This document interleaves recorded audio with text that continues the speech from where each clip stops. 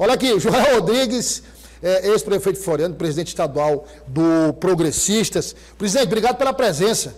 Prazer recebê-lo aqui.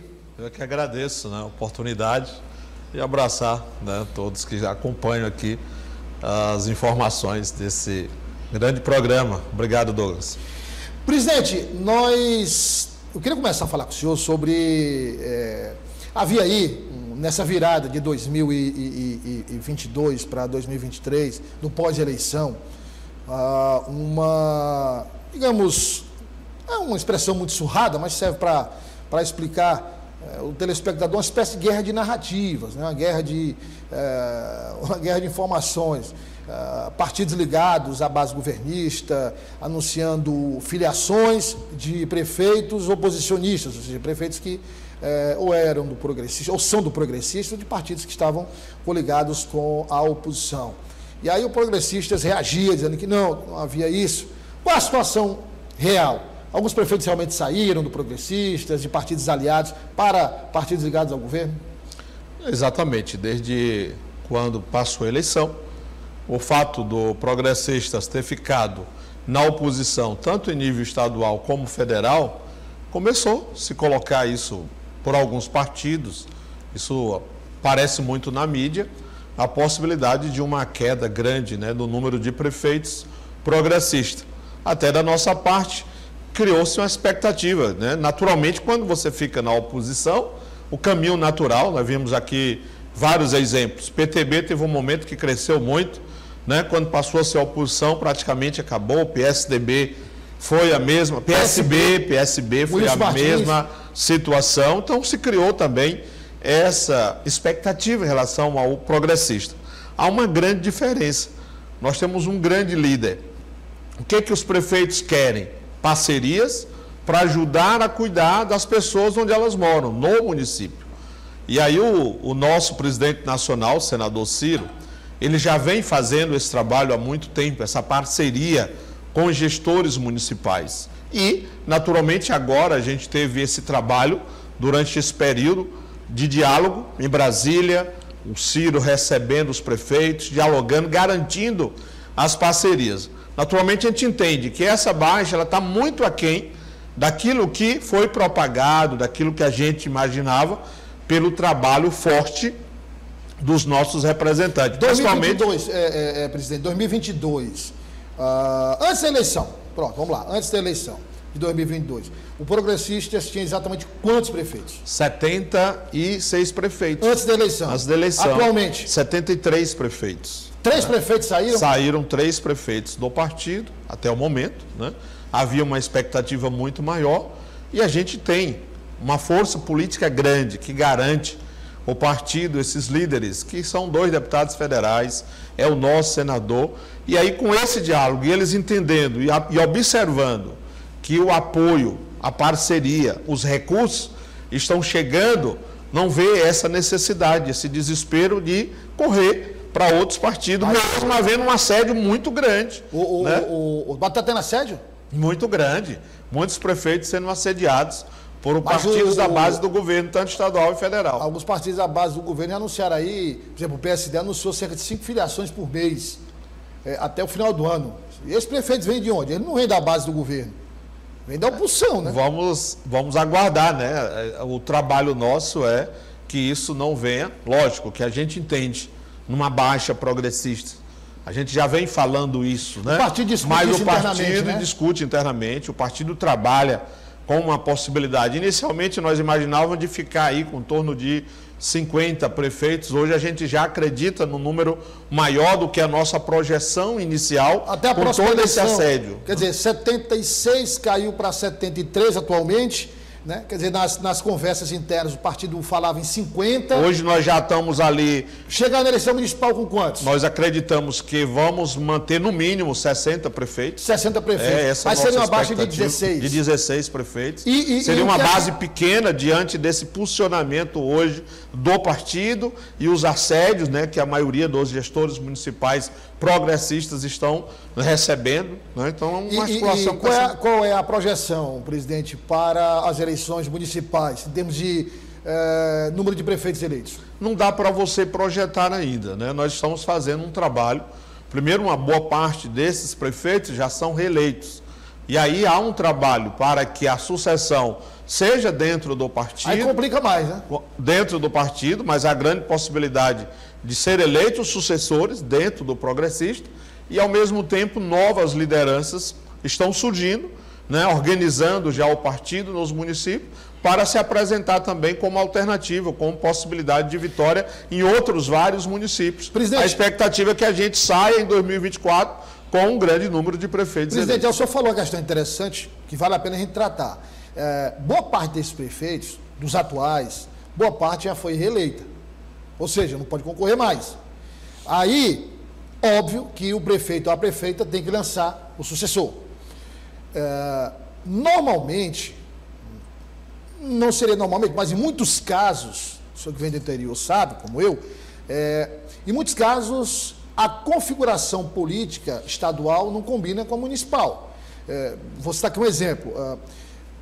Um prefeito progressistas na cidade A, por exemplo, ele é aliado com o PSD, ou ele é aliado com o MDB no município.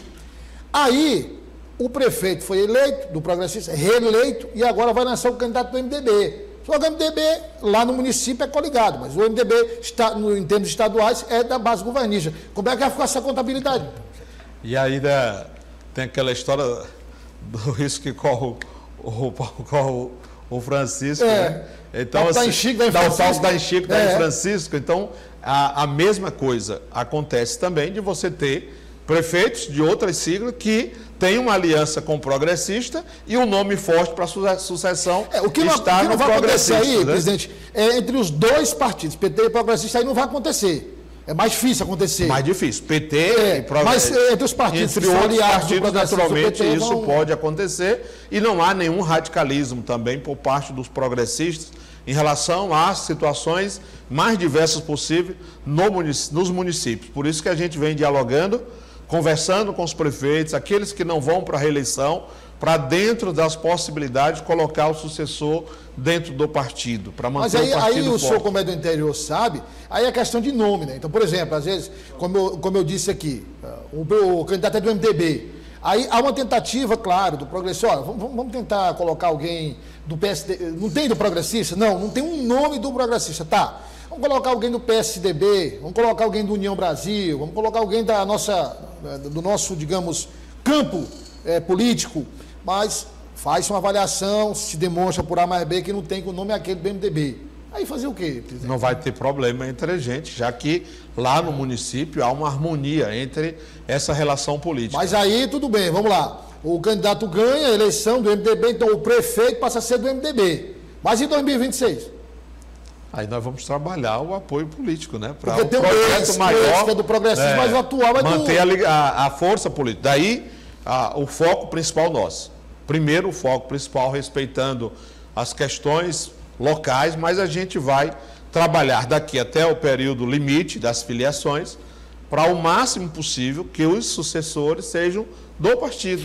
A possibilidade de se trazer aquela liderança para o partido. Então, trabalhar para que aquela liderança já aconteceu isso? Venha, já está acontecendo. Já está acontecendo. Por exemplo, já teve situações em que as situações eram iguais à que eu citei agora há pouco, e que o pré-candidato, o futuro candidato, o candidato, estava afiliado a um partido ligado à base do governo, que o progressista já conseguiu acertar a filiação. Nós estamos começando esse diálogo agora. O trabalho de organização do partido nos municípios, focando eleição de 24, está começando a partir de agora. O exemplo agora nós tivemos em Cajueiro da Praia. Lá a gente filiou a Adri, né? Foi candidata a deputada estadual mais votada, do partido que quer disputar a prefeitura. Então nós já fomos lá, já organizamos o partido em torno dessa pré-candidatura em Cajueiro da Praia. Agora sábado nós já vamos estar organizando o partido em Palmeirais. Lá tem um vereador, que lógico ele vai esperar a janela para poder fazer a mudança, mas já está organizando todos aqueles candidatos a vereador para o partido. O vereador Republicano, se não falha a memória agora, é republicano. Então ele vai esperar a janela para vir para o progressista para sair candidato a prefeito. Então começa essa organização no interior e a nossa o nosso trabalho, a nossa crença, que realmente nós vamos ter um bom número de candidatos com potencial para manter esse número de prefeitos. E aí só fala um bom número de candidatos do partido mesmo. Do partido. Mas esse trabalho vai ser um trabalho, não vai ser fácil, né, presidente? E o partido não é muito difícil. Assim, né? 224 realidades e às vezes. Mas nós estamos falando aqui, que nós estamos falando num número que a gente vem trabalhando, admitindo as baixas possíveis ainda, de 60 prefeitos. Que temos hoje de trabalhar em 24 para, no mínimo, manter essa quantidade. Não estamos focando ter aí um exagero, né? Não, aquilo que é possível dentro da capacidade de organização do partido, dentro da força política que temos, que é o trabalho do senador Ciro, dos nossos deputados federais e estaduais, para manter grandes líderes no partido e garantir esse mínimo de entre 60 ou o número que nós temos atualmente. Mas é trabalhar para o partido sair forte, ficar nessa grandioso. faixa de 60 a 73. Né? Exatamente, para a gente manter o partido entre os maiores partidos, mesmo na oposição, mas sair muito fortalecido nas eleições de 24. Vai ser o nosso trabalho. Aí nós temos situações mais, não seriam especiais, porque cada município tem a sua importância, mas estou falando o quantitativo de eleitores, quer dizer, os maiores colégios eleitorais, Teresina, Parnaíba, Picos, Floriano, Eiras, enfim. Teresina, o senhor tinha o nome colocado como possível candidato do partido à prefeitura de Teresina. Foi colocado o nome do deputado federal Átila Filho, foi colocado o nome do deputado Júlio, que é um nome muito ligado a Teresina. Aliás, o deputado Júlio Arcoveia, deputado federal, vai ser agora o presidente da CPI dessa máfia aí das apostas, aí vai ganhar uma visibilidade já está ganhando. Nacional, né? Aí nós temos o senhor, teve uma boa votação em Teresina, e temos a deputada estadual Bárbara do Firmino. E aí havia essa discussão de quem seria a pesquisa, enfim, no seu caso específico, embora muitos entendam, e aí até no mundo jurídico há essa divergência também.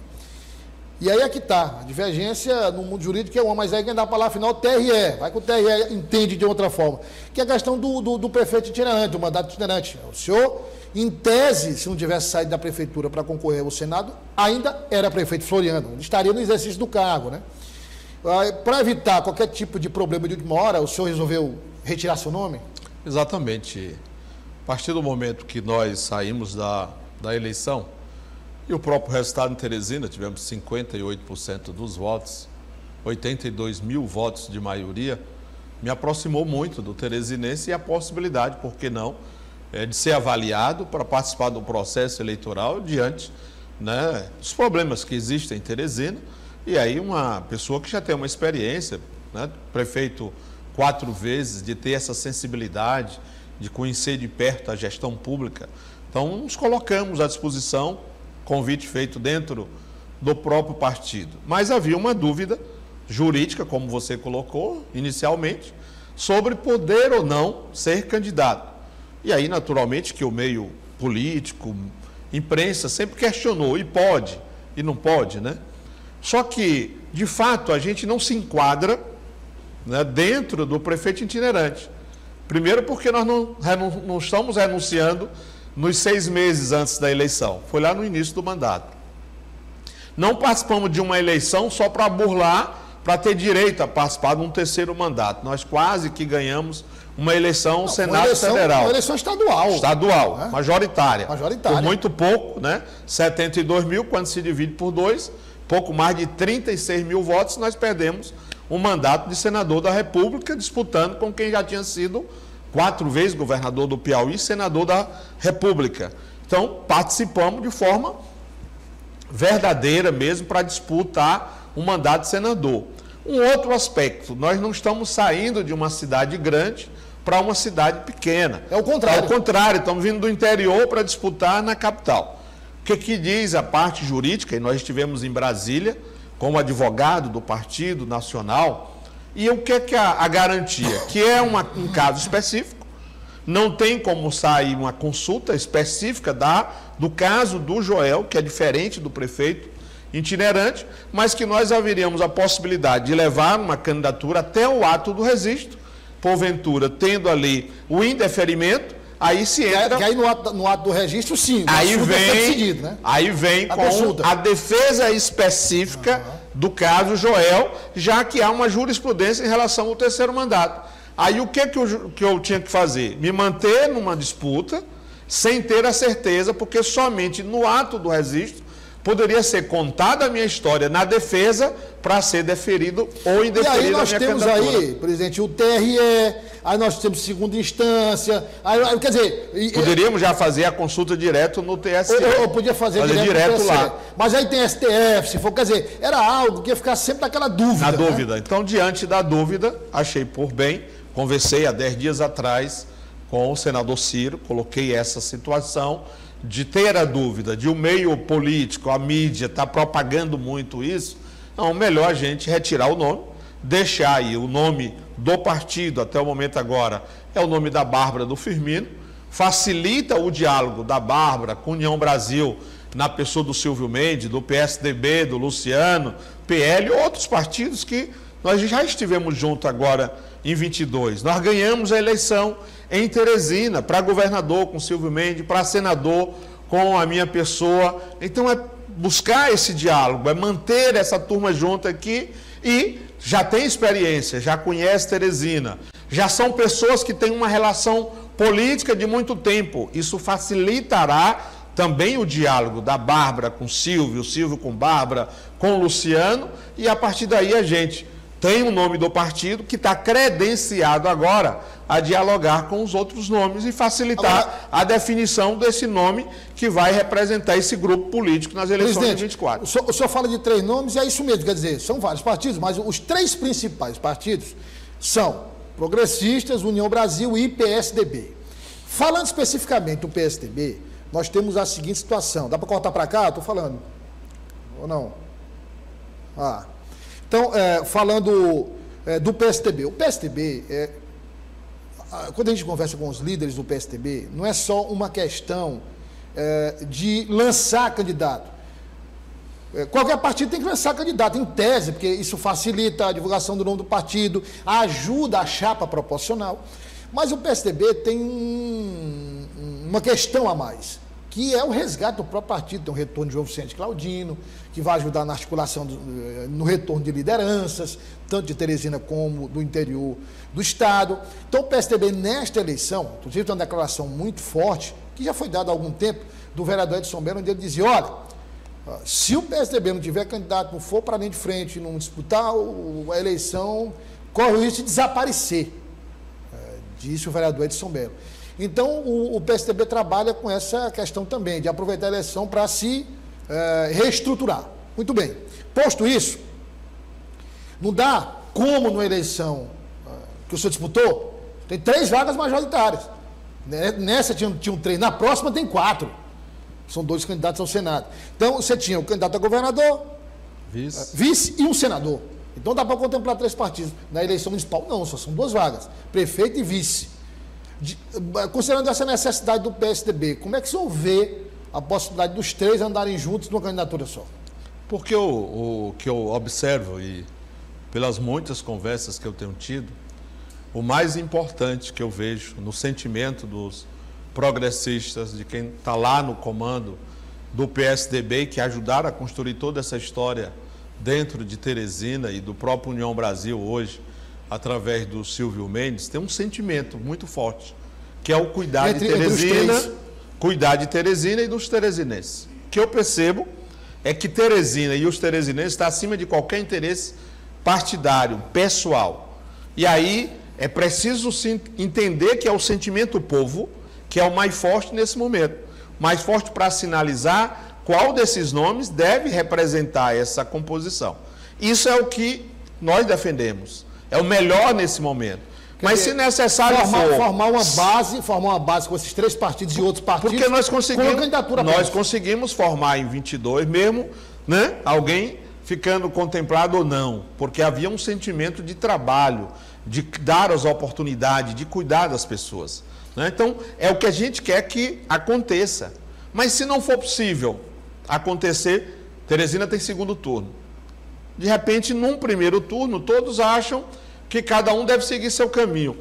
A gente não pode perder a boa relação. Falando, depois de todas as tentativas. Se não for possível, mas vamos tentar manter a boa relação para que no segundo turno, se for necessário, a gente se encontre. Mas é importante se trabalhar todas as possibilidades de que já comecemos unido agora no primeiro turno. Mas se não for possível, que a gente respeite as decisões partidárias e se trabalhe a harmonia para o encontro no segundo turno. Agora, presidente, essa pergunta eu fiz para o deputado federal Átila Filho ontem. Eu quero fazer para o senhor também. Vamos lá. Considerando a possibilidade, porque nós temos duas oposições. Nós temos a oposição, como eu já disse, ligada ao senador Ciro, que é a que o senhor faz parte, e a oposição ligada ao governador Rafael Fonteles. Eu estou falando em relação ao Palácio da cidade, ao prefeito Teresina. Vamos lá. Que o prefeito passe para um segundo turno e que uma das oposições passe para o segundo turno. Óbvio, claro, uma das duas oposições vai passar. Considerando que passe o candidato da oposição ligado ao senador Ciro ou o candidato ligado ao governador Rafael Fonteles, há esse antagonismo em nível estadual. Aqui, ficando uma das duas oposições de fora, o senhor vê a possibilidade de uma apoiar a outra no segundo turno? Aqui em Teresina?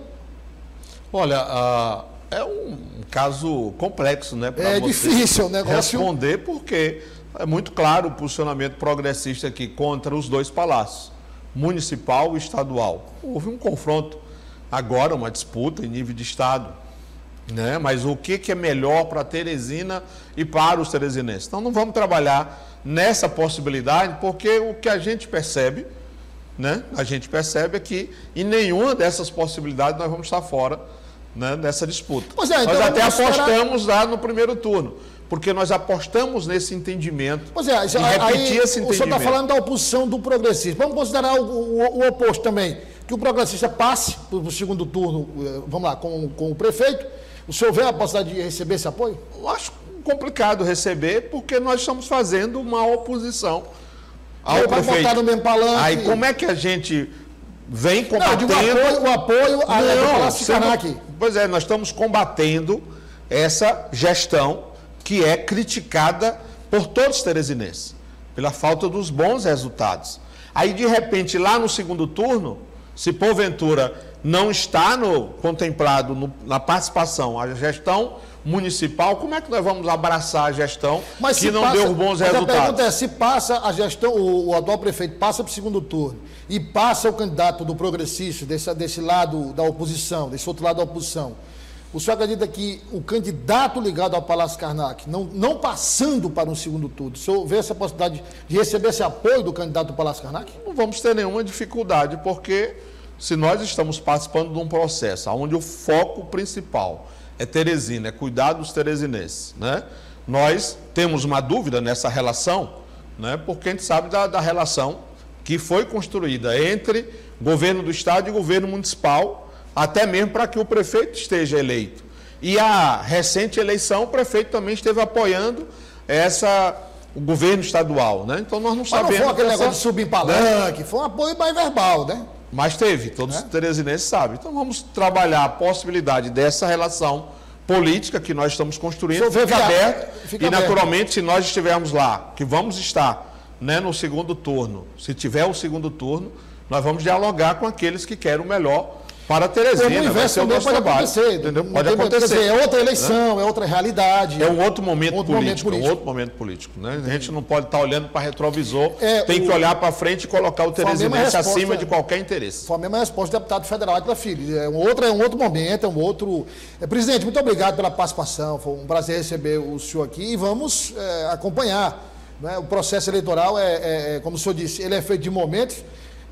Lá em 2022 era um momento, agora é outro momento. Aliás, hoje para o Piauí são 224 realidades diferentes, não é?